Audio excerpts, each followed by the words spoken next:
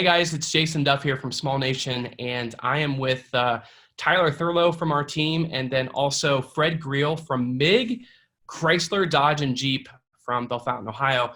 And I had a chance to speak with Fred last week just on as the news was coming in, and we were faced with a lot of our businesses being considered non-essential. And I know particularly in the automotive industry, a lot of those businesses are essential because there are cars and first responders and people on the road that we need to keep safe. But, Fred and I were having conversations about there's so much information that's coming in. It's almost overwhelming. And then we have employees and people that depend on us, and not only for paychecks, but just also for, being a leader and Right. how we can kind of help them and their families navigate through that. But Fred, how are you doing? It looks like, are you at home like a lot of us right now? I'm at home now. Yes. Yeah. Yeah. And we're officially closed now. So even knowing it's essential, that part of it for me was a choice as far as having everybody comfortable and all that, as far as, and where's the at the bottom line, where does it come putting a dollar over somebody's health and all that stuff too. So, um, like any other business owner, I mean, the people that's under you and your team and all that is your family. I mean, you're with them more than ever, so most people are home because they want to keep their family safe, right? So Well, I for know me, here in that was a choice. Ohio, yeah, no, I agree. I know here in Ohio, our governor was credited for and deserves this credit for being one of the first to get ahead of the virus. And, a lot of folks, are staying at home, which we Yes. want to do. Everyone is working to flatten the curve. Mhm. But I also think there's a focus on what we can do to be getting our employees and other business owners as much help that they can. And I imagine, just like you said, that a lot of employees are our friends and family, people we work with for a very long time.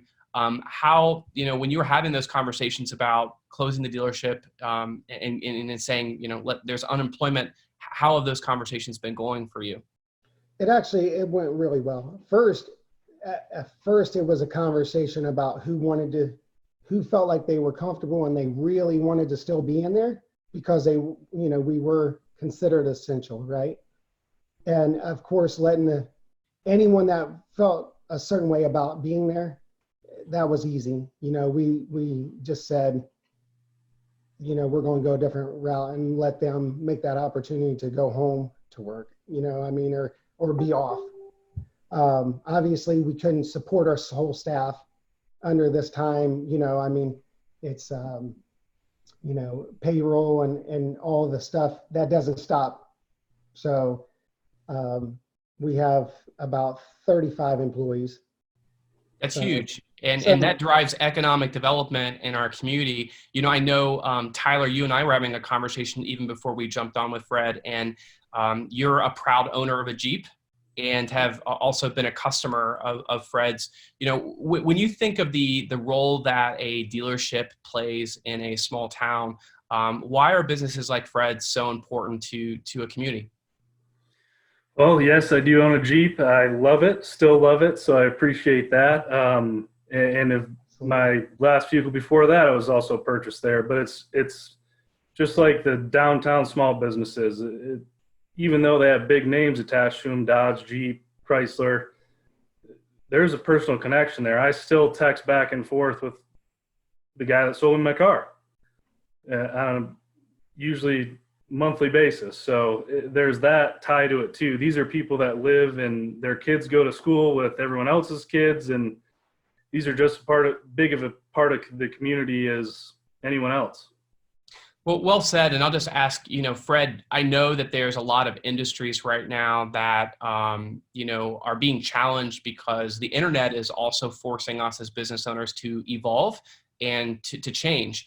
But are also just like Tyler said, being able to talk with someone at the dealership to really understand the vehicle. How do you kind of look at that change that's happening? And it may even be speeding up because of what we're going through now and how you at MIG are addressing that. That's been an ongoing, I mean, change for a while, right? I mean, but the thing is go the extra mile for every customer. So, that's always a challenge. People going out of town now to buy a car, right? And the one piece of that is, even if someone drives 300 miles, are they going to drive 300 miles to get it serviced, right? So you got to look at the whole aspect. For one, we need to treat every customer when they come in top notch. And that's, it starts from the top all the way down, to go the extra mile for everybody, to explain everything, to be able to do all that, right? So that's imperative. And then the service aspect of it, go the extra mile after point of sale. So we do that, for everybody that comes in the door. And over time, it builds a good clientele like anything. And I think when you treat people great, they will come back to you. You know what I mean? And one thing that no matter what, through this journey though, we're always competitive price wise and all that. So we try to make it where there's no reason that they need to leave. For every new car, as far as that goes, all the dealers pay the same amount.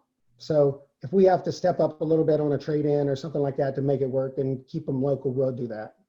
So, go ahead. No, that's great. The thing that I keep thinking about that is on the minds of every small business owner right now is the importance of cash flow and the importance of capital. And, today, a lot of businesses are in the process of applying for the emergency disaster loans, and then also emergency economic disaster loans, and then also the payroll protection program. So, we're seeing right now, that money is essential to recapitalize and get up and going. I know you've been an investor, and you've used money and capital to help improve businesses, not only your own but others. Like, how are you thinking about how investors can use capital to do the most good to help restart the economy? Well, I think it's important right now. It's great that they've passed the bill now, and the disaster relief money is going to start rolling in. That's going to help. There's also pieces of that there's people that need help now and whatnot, right?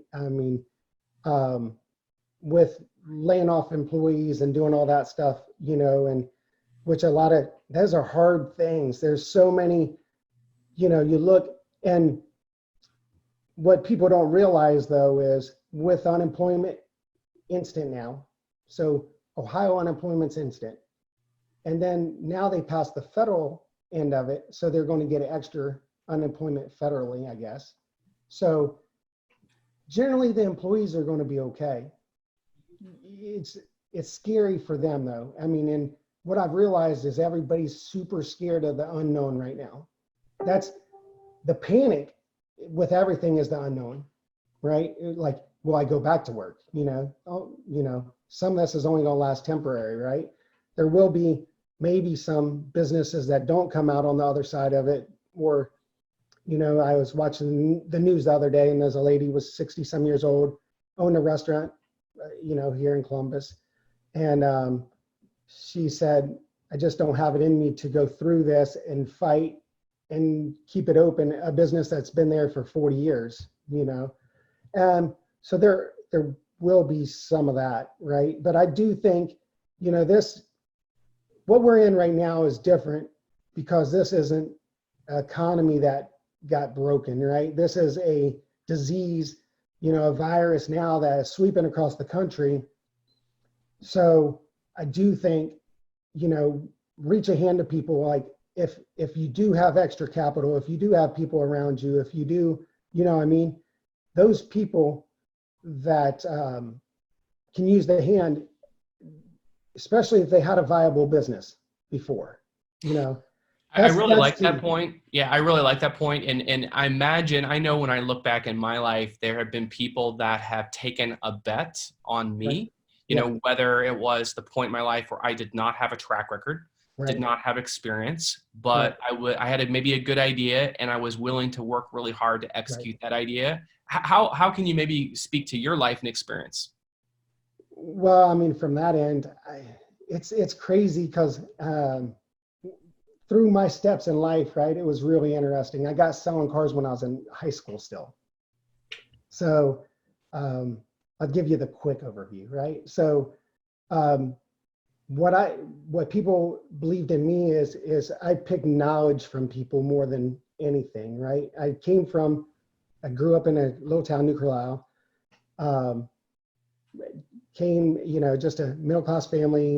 It wasn't like, there's a lot of extra to go around, and so I was able to start selling cars when I was in high school. I bought my first house when I was 20.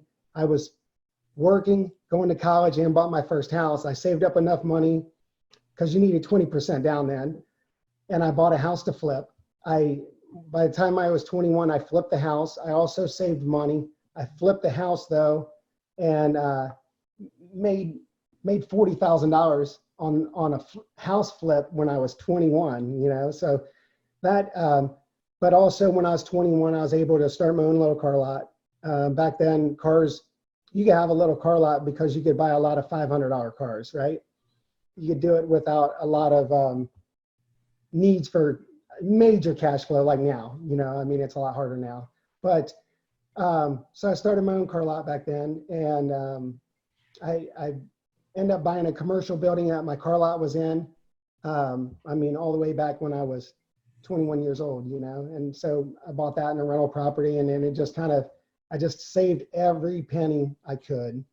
I put every penny back. I lived literally, I mean, I told everyone I ate macaroni and cheese and hot dogs for 4 years probably, right? But I just saved every penny, and it just grew where, I had a goal. I wanted to be a millionaire by the time I was 30. That was and I came from a town, I even wrote about it in my senior journal, how I was going to do that, right? And the bad thing is I didn't get great grades in school. So that probably plenty of teachers laughed about it, right? And they probably had it out in the teacher conference room laughing about like, look at this kid, right? So, but it was just something that I outworked everybody more than anything. I was willing to work 80, 100 hours a week, whatever it took, and not spend a single dime I had to be able to have more later. So when my friends were buying new cars and this was important for them to impress so-and-so or whatever, I was just saving my money, knowing that long-term was way better than short-term.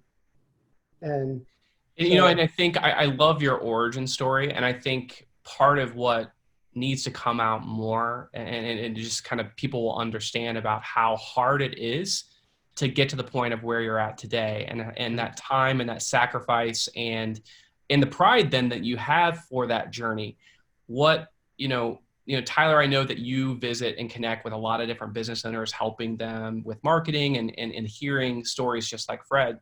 What do you think is going to drive, the coming out of this? Why are entrepreneurs and small business owners so important to have that drive and passion to solve some of the problems that we're in now?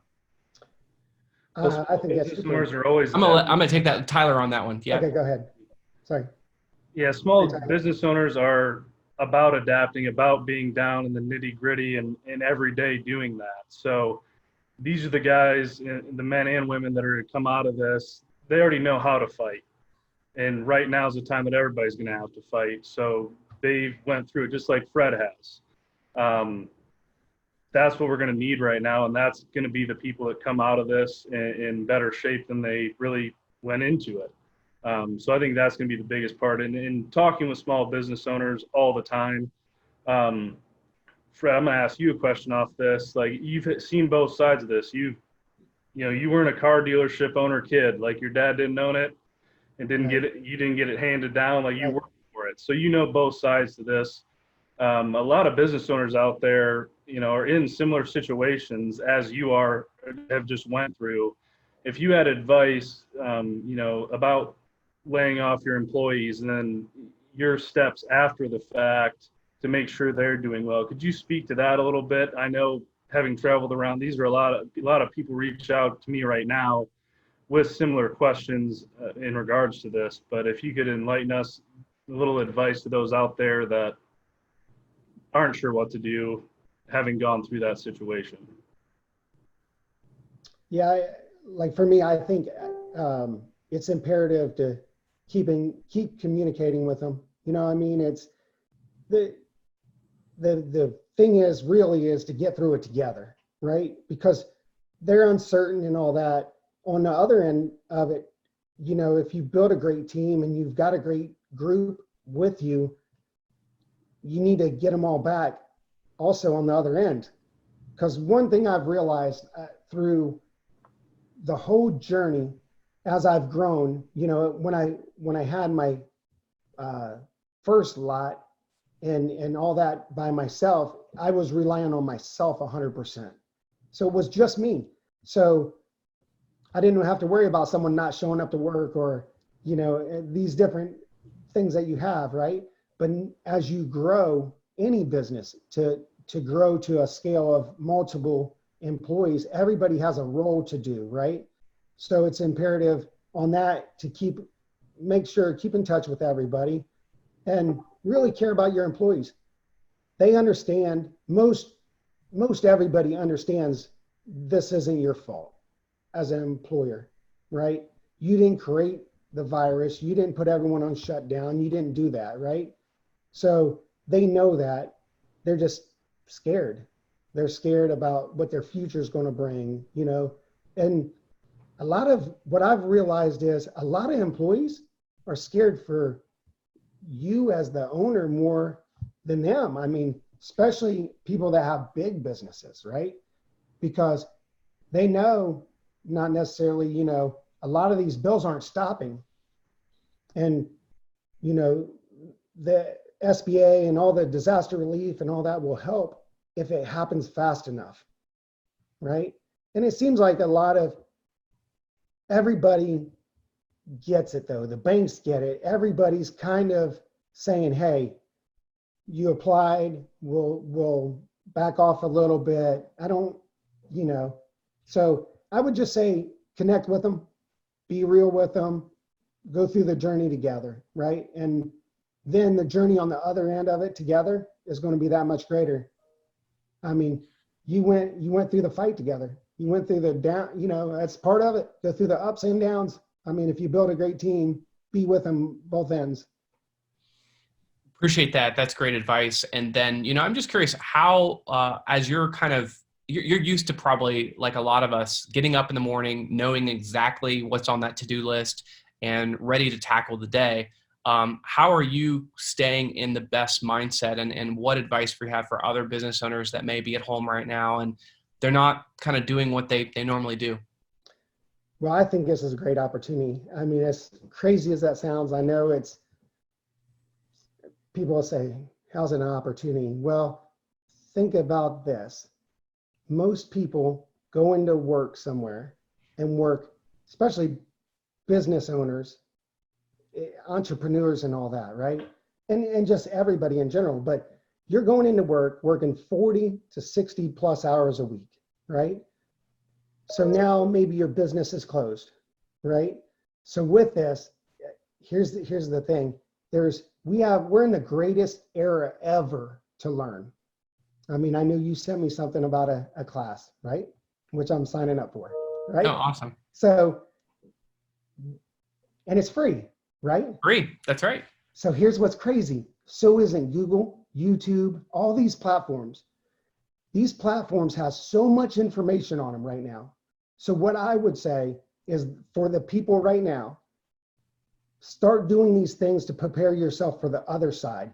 Get on Google, get on YouTube, watch videos, learn your financial statement inside and out. I mean, you have free time now to absolutely make your business better than ever that you don't have time. When you're on the front lines, say you have a restaurant, you're on the front lines, your cook didn't show up. You are the cook now, right? So you have to work 12, 15 hours that day. You don't have time to dig into your financial sheet or dig into where's the best cost for this product or that product or whatever. Where can I save? Where can I shop around? You got time to call your insurance. Can I shop around for better insurance rates or this or that? There's so many things right now that you can buy at a discount and you can get discounted right now because of the situation. insurance companies are going to compete with each other. There's so much opportunity, and what the efforts you put in right now is going to pay big dividends in the future. The people that say, you know what, what we got to be careful of is getting depressed, sitting around, think the sky's falling, right? These are the things that I'm seeing. I'm on social media. I see people, their kids are driving them crazy, this and that. They have to find the time to work on them, work on their skills, work on their things. Because when they do that, social media is one. I've been working my tail off to get better at social media. And for me, that's something that I'm really working hard at. But on the other end of this, if I could put those hours in that I wouldn't normally have, these are hours I didn't normally have. If I can start doing that on the other side of this, I'm making myself a way better person. So believe it or not, I mean, I think there's a lot of good that's going to come out of this if we utilize the time in the right directions. But unfortunately, you know, people are down in the dumps. That's why it's imperative to reach out to your employees, reach out to your friends, reach out to people that you know that might be struggling a little. Give them a hand, give them a pep talk, and get them moving. You know what I mean? Because they're going to be great on the other end if you help them. Well, I like leaving this interview on a high note, and thank you again for just jumping on and helping us kind of figure out how you're navigating through these challenging times. But also, I like the idea is right now, let's be a sponge and soak up on some knowledge and kind of retraining our minds, getting our teams kind of in better shape to when the fog lifts and when we can be back open, we're going to be as smart and as organized and as ready to capture as much opportunity and success as possible. So thank you, Fred. Thank you, Tyler. Thank Great you, interview Jason. today. Yeah, thanks for jumping on, guys. All right, thanks. Talk to you soon.